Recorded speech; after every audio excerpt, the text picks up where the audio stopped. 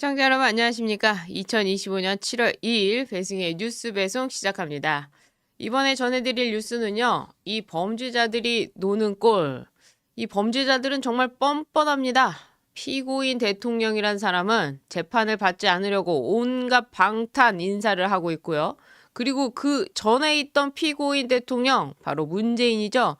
문재인은 김어준과 함께 손을 잡고 콘서트에서 이런저런 이야기를 하고 있습니다. 그 콘서트장에 정가 5번까지 나와가지고 그 콘서트를 하고 있는데 이런 소식 좀 전해드리면서 검찰은 또 어떻게 대응을 하고 있는가? 심우정 검찰총장의 전격 사의 문제까지 한번 쭉 살펴보도록 하겠습니다. 김어준 씨가요. 지난달 27일부터 29일 인천 영종도에서 더 파워풀, 본인들이 파워가 있다는 거죠. 더 파워풀이라는 콘서트 제목으로 콘서트를 열었습니다. 여권 내 이 김어준의 파워가 얼마나 대단한지를 보여주는 행사라고 하면서 이 공연장에 15,000명을 수용할 수가 있는데 이 행사 티켓이 무려 13만 원까지 갔다고 합니다. 제일 작은, 그러니까 금액이 적은 것이 9만 원부터 시작이 된다고 하니까 엄청난 티켓 파워를 보여주고 있는 거죠. 이건 또 누가 기획을 했느냐? 바로 탁현민이 기획을 했습니다. 그러면서 안녕하세요. 곧 대법관이 될 김어준입니다. 이러고 김어준이 소개를 했다는 겁니다. 그러니까 저들은요.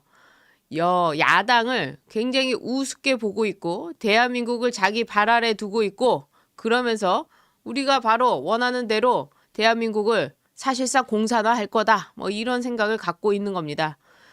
어떻게 여기서 대법관이 될 김어준입니다. 이게 진짜 장난이 아니라는 그런 뜻으로 들리는 이유가 바로 그런 것이죠. 그러면서 원더풀 월드가 왔다. 뭐 이재명은 똑똑하다. 이재명이 음반을 내기로 했는데 음반 타이틀은 포르쉐다. 그래서 이 음반을 판매하고 난 금액을 김어준의 포르쉐를 살 것이다. 막 이러면서 자기들끼리 농담을 하고요. 그리고 그 중에 피고인 또 한 명 있죠. 바로 문재인입니다. 문재인이 나와가지고 어이 김어준 동생 이러니까 형님 하면서 구체적으로 이렇게 주고받았습니다. 이런 콘서트 하는 것 자체는 문제가 안 됩니다. 그러나 중요한 것은 이 콘서트에 참여한 사람들이죠. 그 면면을 보니까요. 이 사람들이 김어준 총재의 줄을 선 그런 모양을 보여주고 있기 때문에 국민들이 혀를 쯔쯔 차는 겁니다. 여기에 몰려간 사람이 문재인 뿐이겠습니까? 현직 국무총리 그리고 국회의장까지 있습니다. 현직 국회의장, 우원식 국회의장까지 찾아갔고요. 물론 다음 총선을 위한 것이겠죠. 그리고 아직 총리가 되지도 않은 김민석도 여기에 달려갔습니다. 김민석은 뭐하러 달려갔는가 싶은데 그 이야기는 정청래와 좀 엮어서 제가 얘기해 드리기로 하고요. 어쨌거나 이 집권당의 당대표 후보가 또 일제히 그리고 국회의장 그리고 국무총리 후보자가 이 콘서트에 달려간 것 자체가 저들을 보여주는 일이죠. 이 김어준은 어떤 사람입니까? 과거에는 천안함 좌초설과 세월호 고의 침몰 그리고 대선 부정선거 음모론을 주장했던 사람입니다.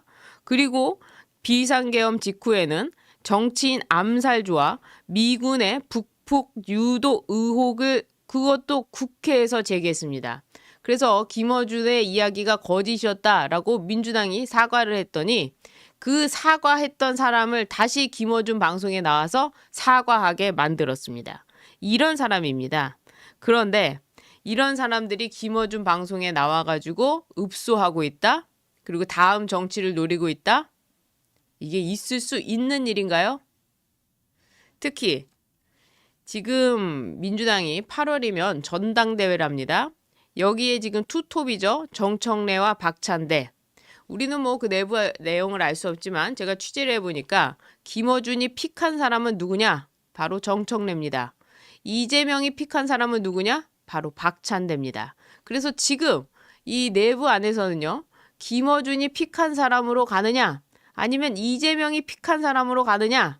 정청래냐 박찬대냐 지금 이런 싸움이 벌어지고 있는데 김어준은 정청래만 불렀습니다. 그리고 김어준은요 생각할 겁니다. 이재명? 너 누가 대통령 시켜줬냐? 너 5년 동안 하려면은 나한테 잘 보여야 되지 않겠어? 이제 너는 지는 해야. 앞으로는 내가 주도할 거야. 뭐 이런 생각을 갖고 있는 것 같습니다. 그런데 여기서 문제는 그럼 이재명이 픽한 김민석, 이 김민석은 여길 왜 갔느냐? 김민석이 김민세가 다시 되느냐?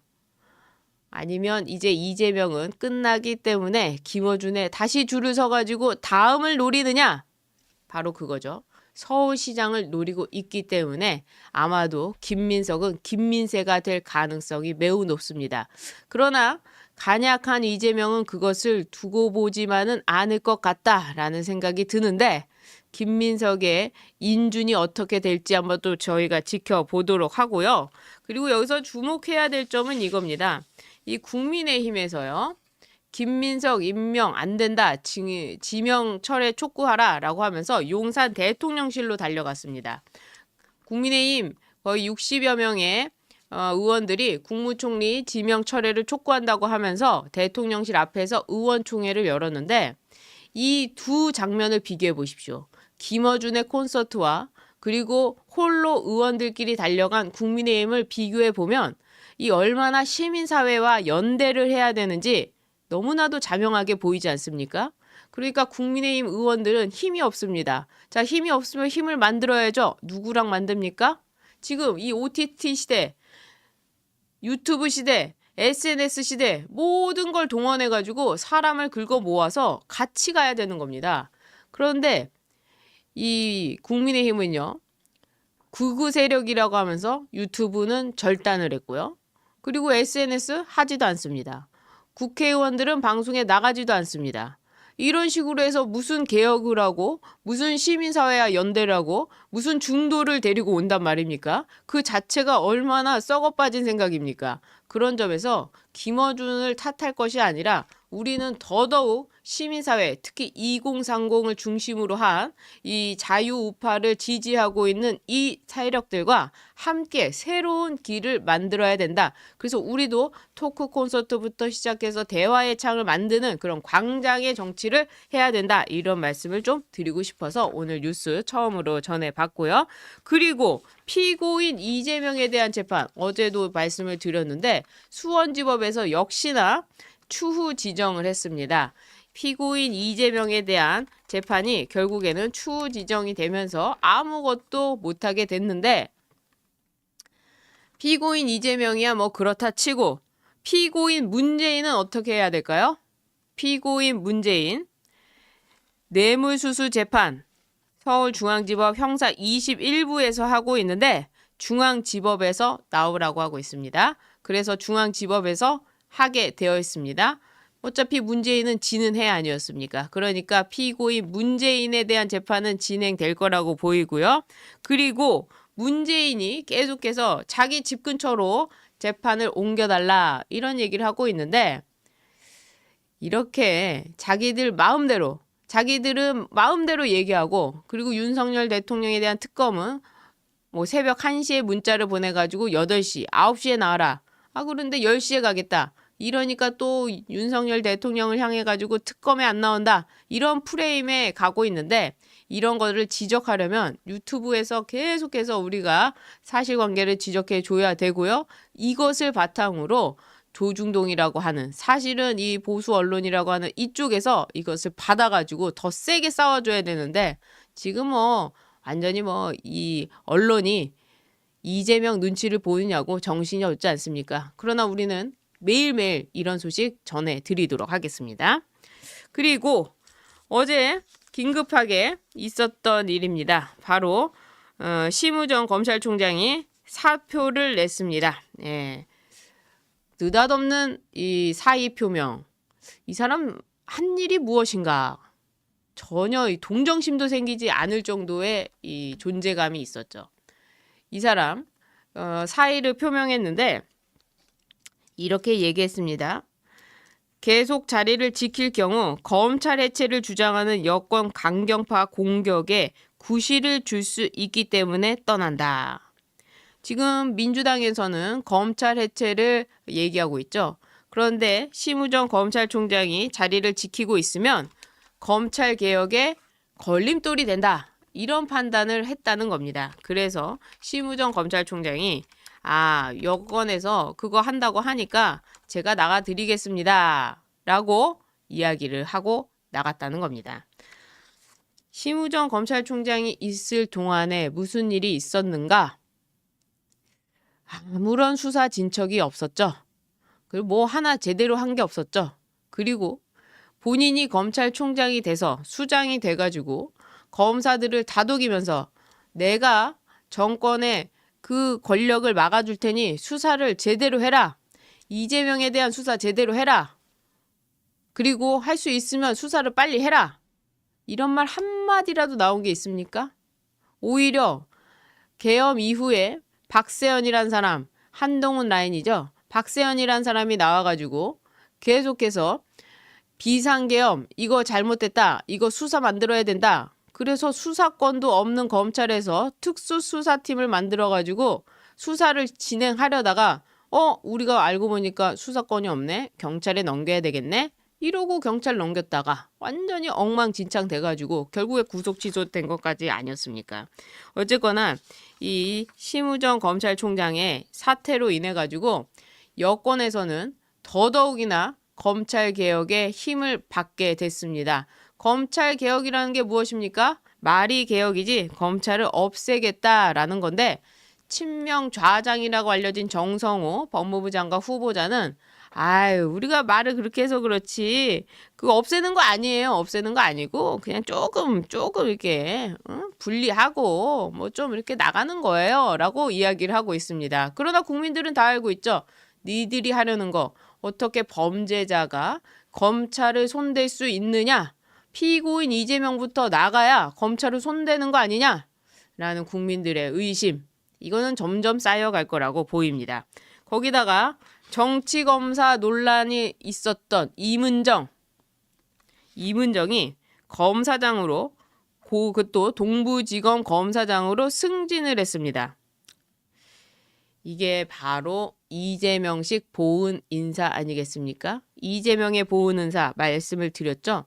이재명의 대북송금 사건 변호인, 이 대북송금 사건 변호인 김희수 변호사는 국정원의 기조실장으로 갔습니다. 그런데 국정원의 기조실장에 들어가서 더 중요한 것은요. 이 대북송금 사건에서 국정원이 시작한 대북송금 사건, 그 중에서 국정원이 내놓지 못했던 비밀 유지가 있었던 문서가 있습니다. 이 문서를 재판에 나오게 할 수가 없어가지고 그 재판이 좀 오래 걸렸습니다. 그러니까 이화영과 이재명의 보고 라인, 이 보고 라인에 있어서 가장 핵심이 되는 게 국정원의 문서인데 이 국정원 문서를 재판에 공개할 수가 없기 때문에 이게 지금 가로막혀 있는 상황인데 여기다가 이재명이 자신의 변호사였던 대북송금 사건의 변호사였던 김희수를 갖다가 집어넣은 겁니다. 얼마나 인사를 간약하게 하고 얼마나 이 비열하게 인사를 하고 있습니까? 게다가 자기 변호인들, 특히 대북송금 사건의 변호인들을 민정 비서관 그리고 공직기관 비서관, 자신이 대통령실 법률비서관 여기다 두루두루 앉혀가지고 지금 검찰을 사정하겠다는 거 아닙니까? 검찰을 다 뒤져가지고 인사 자기들 마음대로 하겠다는 거 아닙니까? 그런데 그런 인사 중에 하나가 바로 이문정이라는 겁니다. 제가 볼 때는 이문정과 이재명은 특별한 인연은 없는데 무엇으로 인해서 이문정이 인사가 됐느냐? 그것은 이제 보여주기식이라는 거죠. 코드 인사로서 말만 잘 들으면 너희들 이렇게 승진할 수 있어. 그리고 무슨 상관이야? 인사가 무슨 상관이야? 어차피 검찰청 없어질 건데. 검찰청이 없어지는데 검사장으로 가든지 뭐 대검 어디로 가든지 무슨 의미가 있어? 조금 있으면 없어질 건데? 뭐 이런 상황이 되기도 하는 거죠. 그래서 검찰 안팎에서는 당황스럽다라는 얘기가 많이 나오고 있습니다. 이재명 피고인 이재명 초반 인사가 문재인 때보다는 조금 낫지 않을까라고 예상을 했는데 웬걸 문재인보다도 더 하는구나. 야, 역시 이재명이구나. 뭐 이런 생각을 했다는 겁니다. 저는 애초에 이재명을 뽑은 국민들이 그런 기대를 했다는 것 자체, 그리고 그 법조인들이 그런 기대를 했다는 것 자체가 너무나도 야속합니다. 어떻게 이런 생각을 할 수가 있는 거죠? 피고인 이재명을 보면서요. 어쨌거나 이 이문정이 이렇게 동부지검으로 승진한 것을 두고 검찰 내부에서는 야, 이런, 아이고, 그러니까 뭐 줄만 잘 서면 되는구나. 이렇게 지금 검사들, 일선 검사들이 완전히 그로기 상태로, 완전히 뭐 그냥 아무것도 일하기 싫은 상태로 갖고 있다는 겁니다.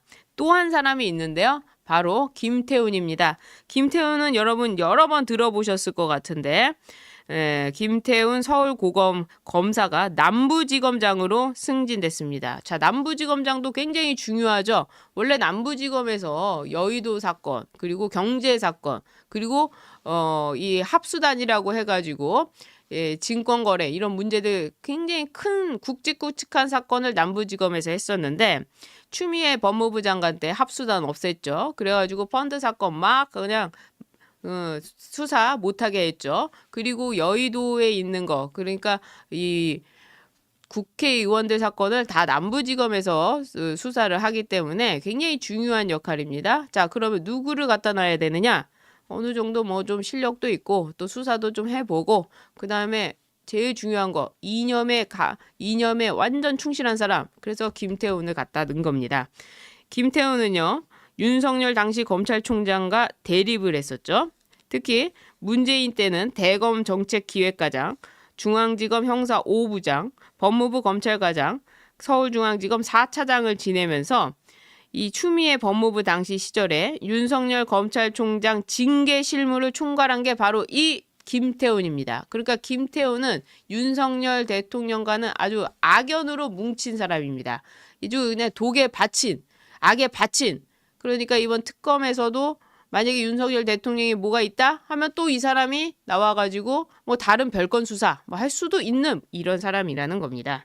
그래서 이 이재명이 자기 방탄에 모든 인사를 곳곳에 변호인을 곳곳에 두기도 했고 검찰 인사는요 민정수석실로 해가지고 자기들이 원하는 대로 수사를 할 수 있도록 그래서 코드 인사로 완전히 작용을 하게 된 겁니다.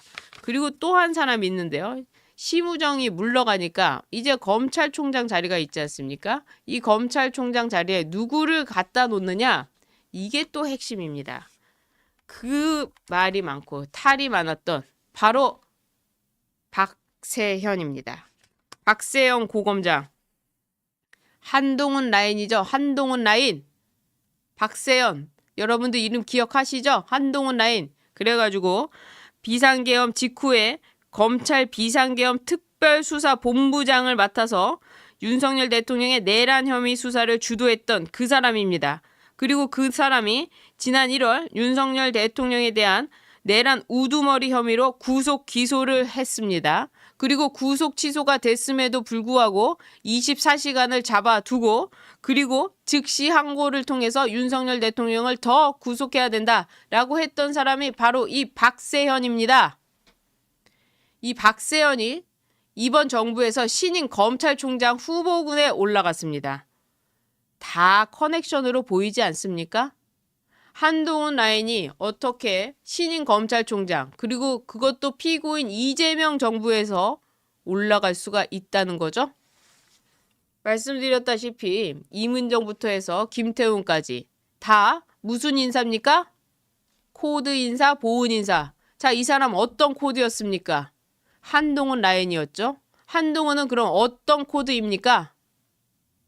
자유우파 코드입니까? 아니면 민주당 코드입니까? 그런 점에서 이 인사, 이 검찰총장 인사 대단히 주목해서 우리가 봐야 될 인사다라는 말씀을 드리고 싶습니다. 아무튼 떠나가는 심우정을 향해 가지고는 좋은 말이 나올 수가 없습니다. 당신 도대체 뭐 했냐? 수사검사들 수사할 때 막아주기나 했냐?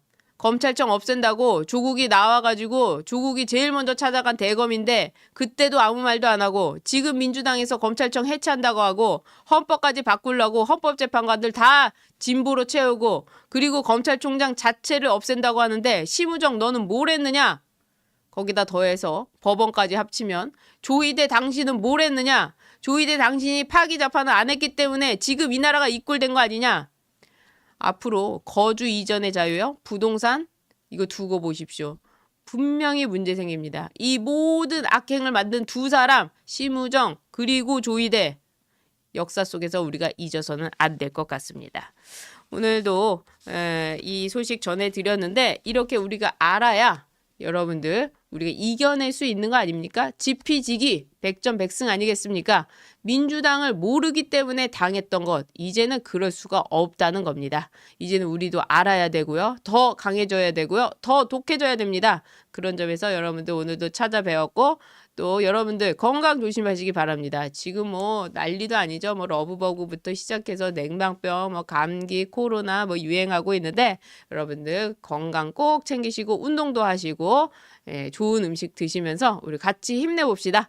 오늘 방송 여기까지 하도록 하고요. 나가시기 전에 구독 버튼, 좋아요 버튼, 응원의 댓글도 많이 남겨주시길 부탁드립니다. 시청해주신 여러분 고맙습니다. 시청자 여러분 안녕하십니까? 2025년 7월 2일 배승의 뉴스 배송 시작합니다. 이번에는요. 이재명에 대한 재판 소식 그리고 국민의힘에 대한 소식 조금 전해드리도록 하겠습니다. 피고인 이재명 재판에 나와야 할 것 같은데 벌써 판사들이 바람이 불기도 전에 누웠다. 그래서 지금 이 판사들을 직무유기로 고발하고 있죠. 백광현 씨와 함께 하고 있는 이 판사 고발 사건 공수처에 이미 고발을 했습니다. 직무유기로 고발을 했으니까요. 여러분들 응원도 해주시고요. 또 지금 이재명의 재판을 무력화하기 위해서 공직선거법 위반 사건 개정을 하려고 민주당이 시도하고 있고요. 또 형사소송법도 개정을 시도하고 있습니다. 이 개정안이 통과됐을 때 우리가 해야 될 일은 위헌법률 심판 제청입니다. 이와 관련한 소송도 같이 할 예정이니까요. 저희 댓글 많이 오셔가지고 같이 함께 해주시기를 부탁드리면서 사실은 저희가 하기도 전에 헌법재판소에 얼마나 화가 나십니까? 많은 국민들께서 피고인 이재명에 대한 재판 연기 이거 헌법 84조 위반 아니냐 하면서 헌법 소원을 4건을 재판을 진행을 했습니다. 그런데 이 재판 진행을 했는데 재판 중에 3건은 각하를 했고요. 지금 한 건만이 헌법소원 심리 중에 있습니다. 헌법재판소가 좀 전해드렸다시피 이재명의 사람들로 가득 채워져 있고 사실상 다 진보로 채워져 있기 때문에 기대를 할 수는 없을 것 같지만 그래도 이런 시도들이 이재명 정부 내내 이재명 대통령 시절 내내 이루어진다면 여론이 바뀔 거라고 분명히 생각합니다. 여론이라는 거 특히 국민적 여론이라는 건 어느 순간 바뀔 수 있는 겁니다. 그렇기 때문에 지금은 뭐 대통령 허니문 기간이다 하면서 기자들도 기사를 쓰고 있지는 않지만 아마 분명히 그런 때가 온다. 그런 점에서 1인 미디어로서 소명을 가지고 매일 이런 뉴스들 여러분들께 전해드리고 있습니다. 고등법원 항소심 판사 직무유기로 고발했습니다. 공수처 빨리 수사하기를 바랍니다. 이 나머지 판사들도 다 직무유기로 고발을 해야 될 것 같습니다. 그리고 이재명에 대한 소식 중에 하나가요. 물가를 잡는다더니요. 소비자 물가가 올랐습니다. 2%대로 다시 상승을 했는데 이 소비자 물가 지기승, 물가 상승률 뭐 여러 가지 이유가 있습니다만은 제가 지적하고 싶은 것은 이렇게 물가가 상승하는데 지금 돈을 얼마나 뿌리겠다는 말입니까? 돈을 뿌려가지고 경기를 살리겠다, 경제를 살리겠다, 경제의 마중물이 되겠다라고 하고 있습니다. 물가가 올라가고 있는데 돈이 넘쳐 흐르면 그 물가는 어떻게 될까요? 여러분 상식적으로 생각해 보십시오. 물가는 더 상승하게 됩니다. 인플레이션은 더 높아지게 됩니다. 그 뒤에는 어떻게 되죠? 그 뒤에는 어떻게 됩니까? 나머지 월급은 그대로인데 빚을 내가지고 돈을 나눠줬는데 그 다음은 어떻게 됩니까? 뻔한 거 아니겠습니까? 그래서 이 젊고 생각 있는 2030 자유우파 세대들이 많아졌기 때문에 이 소비 쿠폰 받지 않겠다 이런 운동까지 벌어지고 있는 상황입니다. 이 돈 나눠주겠다라고 했던 거 문재인 정부 코로나 때부터 돈을 마구 찍어서 나눠줬죠. 그때 어땠습니까? 그때도 똑같이 얘기했습니다. 경제의 마중물이 될 거다. 그러니까 경제가 살아날 거다. 자, 그런데 지금 왜 경제가 다시 죽었습니까? 그래서 왜 돈을 다시 나눠줘야 되는 거죠? 그러니까 그 효과라는 것은 아주 짧은 정도밖에 지속되지 않는 것이고, 그리고 실제로 경제 효과는 없다는 겁니다. 물가는 올라가고요. 관세도 올라가게 돼 있고, 지금 수출도 문제고, 트럼프와의 대화도 못하고 있는 판국에 중국에서 먼저 불러가지고 이재명을 만날 생각인가 봅니다. 이거 어떻게 돼야 되는지 정말 걱정되는 상황인데, 여기에 이 돈, 그러니까 이 지역화폐에 드는 돈이 민생회복 쿠폰 주는 돈이 무려 550억 원이나 든다고 합니다. 민생회복 쿠폰에 비수도권의 경우에는 최대 5만 원을 추가 지급하겠다고 민주당이 밝혔는데, 이 추가 경정 예산에서 6천억 원의 예산을 더해서 전체 추경 규모가 무려 30조가 아니라 31조가 됐습니다. 그런데 그것을 추경을 위해 발행해야 되는 그 쿠폰이 무려 550억 원이나 든다고 합니다. 쿠폰을 나눠주는데도 돈이 들고요.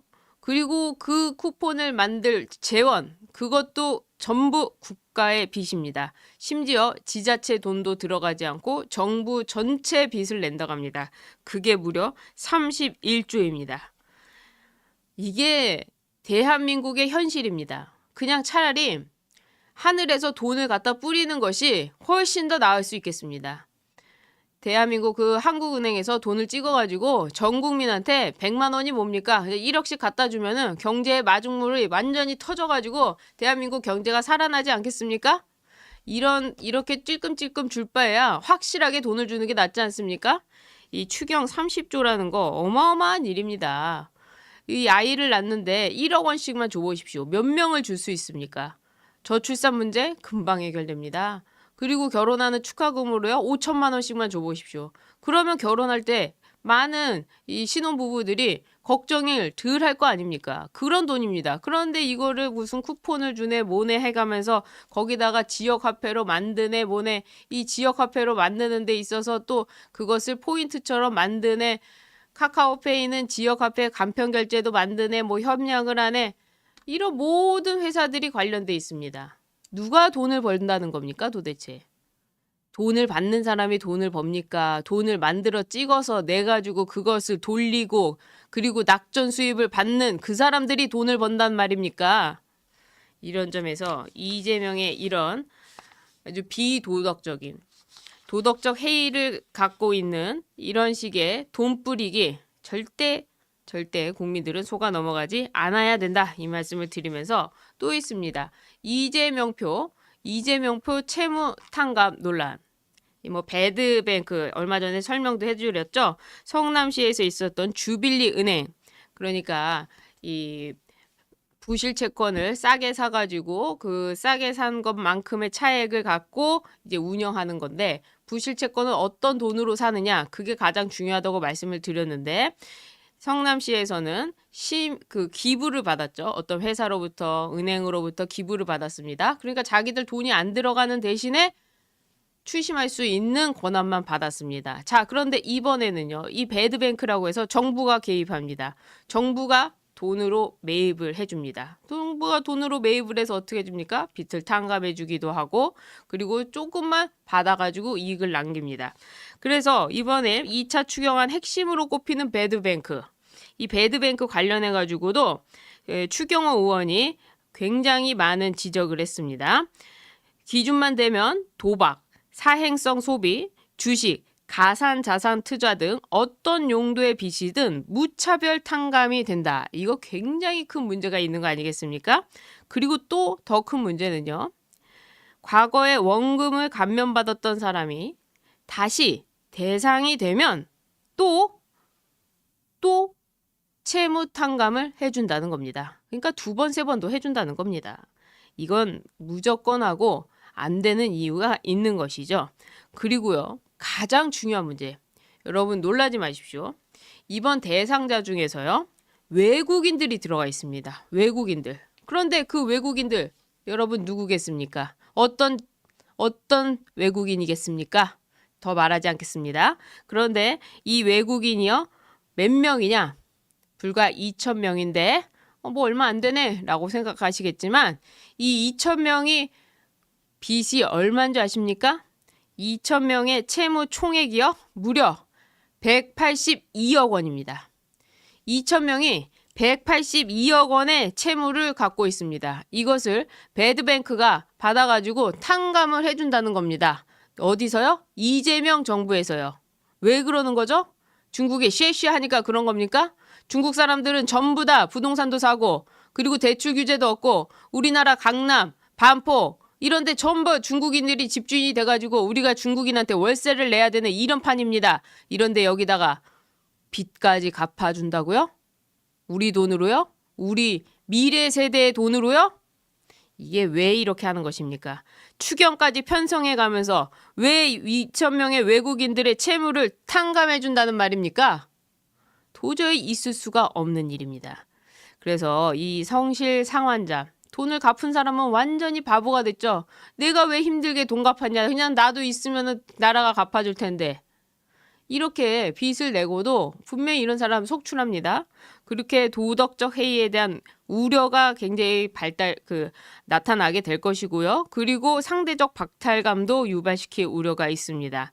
이재명의 이런 논란이 되는 정책들 계속해서 쌓여가고 있습니다. 하루하루 이재명의 악행, 피고인 이재명의 악행이 쌓여가고 있습니다. 이런 건 돌아오게 돼 있습니다. 돌아서 이재명의 목을 거기까지만 하겠습니다. 어쨌거나 이렇게 이야기가 되어 있고요. 그리고 이재명에 대한 인사, 이재명 정부의 인사 잘 되고 있지가 않죠. 배추농사 만만세. 김민석 하니까 배추농사밖에 생각나지 않지 않습니까? 배추농사, 야 2억인가 4억인가 투자하면 월 450이 나온다고? 그런 농사가 있었어? 라고 하면서 농사. 그래서 이 배추 총리, 그리고 커피 보훈부 장관, 도로 외교부 장관, 부동산 안보실장 난리도 아니다. 조현 외교부 장관 같은 경우에는 아들이 갭투기를 통해서 15억을 벌었습니다. 지금 이재명 정부가 내놓는 부동산 정책, 갭투기를 못하게 하겠다. 6억 원으로 한정하고요. 그리고 집주인이 임차인한테 돈을 빼줄 때, 전세금 같은 거 빼줄 때 돈이 모자랄 수 있지 않습니까? 날짜는 다가오는데 들어올 사람은 없고 그럼 돈을 내줘야 되는데 그때 빌릴 수 있는 돈이 보통 3억 원까지는 됩니다. 그런데 이걸 또 1억 원으로 줄여가지고 아예 뭐 갭투기 자체를 못하게 만들겠다라는, 그리고 이 유예 기간도 없이 곧바로 시행을 한다는 겁니다. 이런 공산주의 같은 제도가 어디 있습니까? 어쨌거나 그런 부동산, 그리고 위성락 안보실장, 가족이 상가, 토지, 단독주택, 아파트, 건물, 오피스텔, 다세대 주택, 부동산만 80억 원을 보유했습니다. 그냥 이 정부 사람들은 전부 부동산이에요. 어떻게 보면 대장동 이재명이야말로 부동산 전문가 아닙니까? 위례 신도시부터 시작해서 대장동, 백현동, 뭐 수도 없죠. 그리고 뭐 판교도 그렇고요. 건물들, 경기도 생각해 보십시오. 땅이 얼마나 넓습니까? 부동산 하면 이재명 아닐까요? 그래서 이재명이 광주인가요? 컨벤션 센터에 가가지고 내가 SPC 전문 아닙니까? 했다가 빼먹는 거 전문이 아니라 뭐 개발 전문이죠 라고 하면서 슬쩍 말을 뺐는데, 어쨌거나 이 부동산 전문하면 피고인 이재명이고, 그러다 보니까 주변 사람들도 부동산 노무현 때부터 해먹었던 사람들 다시 다 나와가지고 지금 부동산 문제 다시 드러나고 있습니다. 그럼에도 불구하고 이재명은 인사 배제 기준이란 거 없습니다. 그저 나를 도왔던 사람이면 괜찮다. 내 변호인이면 어떠하리. 그래서 민정수석실에도 갖다 놓고요. 심지어 대북송금 사건 변호인을 갖다가 국정원의 기조실장까지 앉혔습니다. 거기서 정보 빼와라 라고 할지 누가 알겠습니까? 어쨌거나 이렇게 이재명에 대한 인사들이 하나하나씩 다 문제가 있습니다. 게다가 이한주 국정 지금 기획위원장 이한주가 지금 이재명을 대신해서 각 부처 행정부들을 전부 군기잡기 하고 있죠. 심지어 검찰은요. 일부러 계속해서 내일 할게. 내일 보고 받을게. 아니야. 다음날. 아니야. 7월. 아니야. 다음에 해. 지금 이런 식으로 길들이기 하고 있습니다. 그리고 또 보고하다가 보고 장소를 보고받고는 그 장소에서 3시까지 할게요 라고 했다가 거기 좀 마음에 안 드는데 장소 옮겨 4시까지 일로 와. 뭐 이런 식입니다. 지금 얼마나 유치합니까? 아무튼 이한주 이 위원장도 두 아들이 있는데 어린이날 선물로 글쎄 부동산을 선물했다는 겁니다. 대단하지 않습니까? 정말 대단하지 않나요? 어린이날 선물로 떡하니 그냥 부동산을 주고 있는 이한주 위원장이 누가 누구의 군기를 잡고 있는 것인지 모르겠네요.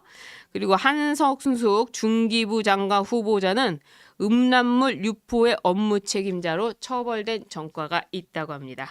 음란물 장관. 이거 뭐 문영배 생각나네요. 예.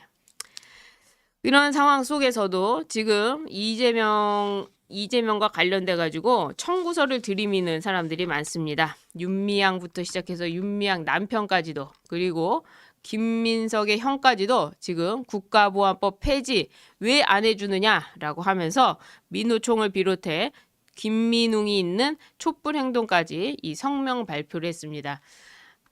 제가 볼 때는요, 이 좌파들 이재명 우습게 볼 겁니다. 보십시오. 김어준의 콘서트에서도 이재명을 우습게 봤기 때문에 이재명이 미는 박찬대가 아니라 정청래가 오게 된 겁니다. 그리고 이재명과 적대적 관계에 있는 문재인과 김어준이 함께한 겁니다. 이제 이재명은요, 김어준이 컨트롤할 수 있는 수준이라는 겁니다. 왜냐? 어차피 대통령 내가 만들었고 좀 있으면 내려가는 사람이고 다음 사람 불러다 놓고 김어준이 만들면 김어준이 더 큰 권력이 되는 거 아닙니까? 그러니까 이제 정청래로 바꿔서 가지고 이재명을 무시하고 있는 전략인데 앞으로 내부에서도 이재명에 대한 청구서 계속 날아올 겁니다. 간약한 이재명이 어떻게 해결을 할 것인지는 우리가 지켜보면서 그의 추락을 기대해 보는 것이고요. 마지막으로 좀 국민의힘 소식 전해드리는데 국민의힘에서요. 안철수 국민의힘 의원이요.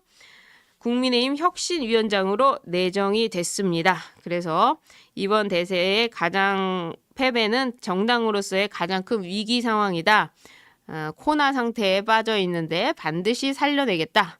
저 안철수가 메스를 들겠다라고 나왔습니다. 선거 때도 정말 열심히 도왔죠. 선거 때도 누구처럼 뭐 사기 경선이니 뭐니 이런 거 얘기하지도 않고 선거 때 전국을 돌아다니면서 정말 후보를 위해서 열심히 뛰었던 사람. 그래서 그 사람에게 지지층이 결집하는 효과가 있었습니다. 그리고 그를 본 사람들이 중도에서도 좀 오고 이런 생각을 하게 됐을 거라고 저는 판단하고 있습니다. 그런데 이분에 대해서 말씀드리자고 하는 것이 아니라 마지막으로 지금 왜 역사 전쟁이 필요한가? 그리고 우파의 자강은 강한 내부 결속에서 중도를 찾는 게 아니라 우리 내부 결속에서 찾아야 된다라는 말씀을 조금 전해서 여러분께 해주고 싶습니다. 지금 우파, 자유우파는요, 기득권이 아닙니다. 민주당은 계속해서 우파가 기득권이다, 뭐 윤석열 대통령부터 시작해가지고 친윤이니 비윤이니 뭐 해가면서 여기가 기득권인 것처럼 이야기하고 있지만 여러분 김어준 콘서트를 보십시오. 그 수많은 사람들이 김어준한테 모여가지고 콘서트를 하고요. 거기에 문재인도 오고요. 거기에 현직 국무총리 후보자도 오고 국회의장까지 왔습니다. 누가 기득권이란 말입니까? 그래서 우파는 더 이상 기득권이 아니라 소수이고 비주류입니다. 그래서 이제 우파는요, 엘리트 중심주의를 버리고 대중지향적 우파로 거듭나야 됩니다. 그래서 여기에 역사 전쟁이라는 것이 필요한 것입니다. 그럼 무슨 역사 전쟁이 필요하느냐? 이승만의 건국, 박정희의 산업화, 김영삼, 김종필, 이회창의 선진화까지 우리 리더들이 쌓은 이 국가 발전의 이 철학과 서사를 전략적인 브랜딩으로 다시 되살려야 된다는 겁니다. 그리고 계속 뭐 좀 안타까운 게 뭐 김재섭도 그렇고요. 김용태도 그렇고 중도 우파 얘기했는데 중도의 우파, 중도 이 중도의 지지는요. 목적이 아닙니다. 그것은요, 내부 결속으로 인한 설득의 결과인 것입니다. 강한 내부 결속으로 인해서 그 지지 집단을 보고 중도가 따라오는 겁니다. 아, 저 사람들을 지지하면 이렇게 미래가 완성이 되는구나. 그러니까 국민의힘을 지지하면 미래가 어떻게 되겠다라는 게 나와줘야, 그래야 중도가 찾아오는 겁니다. 그리고 뻐꾸기 정치인들과는 이제 결별해야 됩니다. 응석바지 홍준표 같은 스타일, 그리고 내부 총질하는 이준석, 한동훈, 이런 사람들과는 결별해야 됩니다.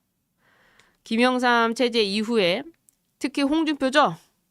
우파로 당선된 뒤 좌파 담론과 행동을 보이고 있죠. 그래서 조국도 수호했고요. 이번에 김민석도 괜찮은 사람이라고 했습니다. 고질적인 우판의 분탕자들. 표는 집도끼한테 받고 아첨은 좌파에게 떠드는 정치. 예를 들어 뭐 당협위원장 중에 하나로 치면은 김종혁, 김근식 뭐 이런 사람들이 되겠죠. 이 사람들은요, 지지층은 별로 소용없이 지지층을 등쳐먹고 필요할 때만 이용하는 정치를 하고 있습니다. 이런 사람들은 이제 더 이상 이 우파에 필요 없습니다. 왜냐? 제가 말씀드렸다시피 우파로의 결집, 사상으로의 결집, 진정한 이 결집이 그 중도를 가지고 오는 것이지 중도가 그냥 있다가 오는 것이 아니라는 겁니다. 중도가 모여서 우파 내부가 되는 것이 아니라는 겁니다. 그래서 정말 이제는 사명감 있는 우리 자원들을 모아가지고 공동체에 헌신할 청년 우파 인재들 2030 중에도 굉장히 많습니다. 그리고 저를 지지하시는 분들도 많고 우리 새롭게 유입되신 분들 굉장히 많죠. 윤어게부터 시작해서 이번에 나오시는 분들, 부정선거도 그렇고 그런 분들 다 같이 모여서 시민단체와 연합해가지고 내부 결속을 해야 된다는 겁니다.